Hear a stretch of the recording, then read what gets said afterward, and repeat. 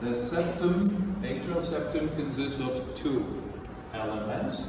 There is so-called septum secundum and septum primum. This yellow is septum primum. It grows first, then it partially regresses. And in the right atrium of the heart, the pressure is much higher than in the left. So the bloodstream, when it flows into the right atrium, it may freely go into the left atrium. Why? Because normally the blood in adult flows from the right atrium to the right ventricle and from right ventricle to the lungs via pulmonary arteries. In the fetus, it's not so necessary because only about 1% of the pulmonary circulation works just only to feed the lungs. So that is why majority of the blood from the right atrium flows straight to the left atrium. What happens after delivery? Well, after delivery, when a baby takes a first breath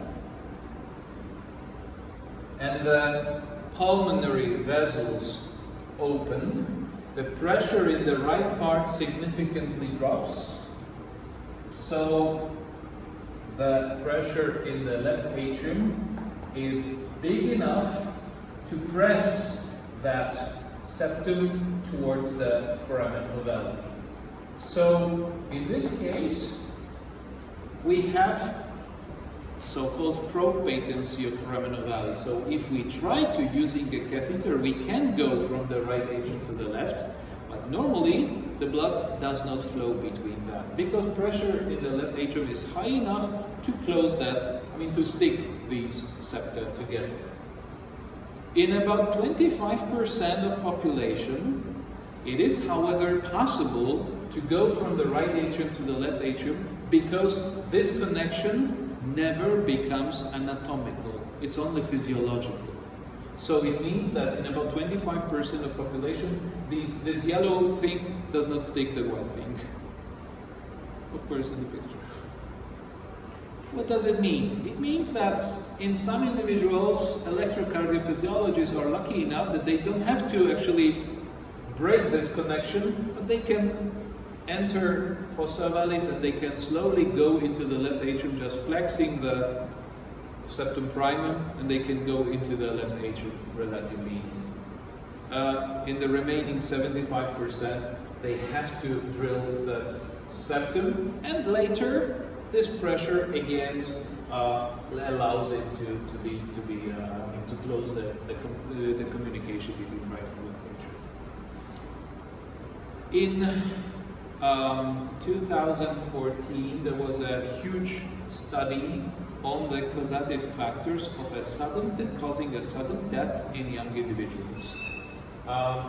One of the most common was the brain infarction that was caused by and significantly much higher in these who had this 25%, this so-called probe patency of foramen ovale. Why? Because when the clot was arising in the right part of the heart, like for instance, there was complicated by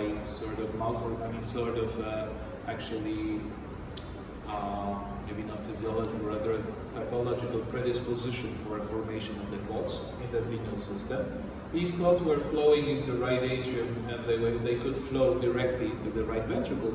But due to a pressure that was changed for a second, like for instance during a defecation, you just press abdominal muscles and this balances the pressure between atria, and so the pressure in the right atrium may actually go over the pressure in the left atrium.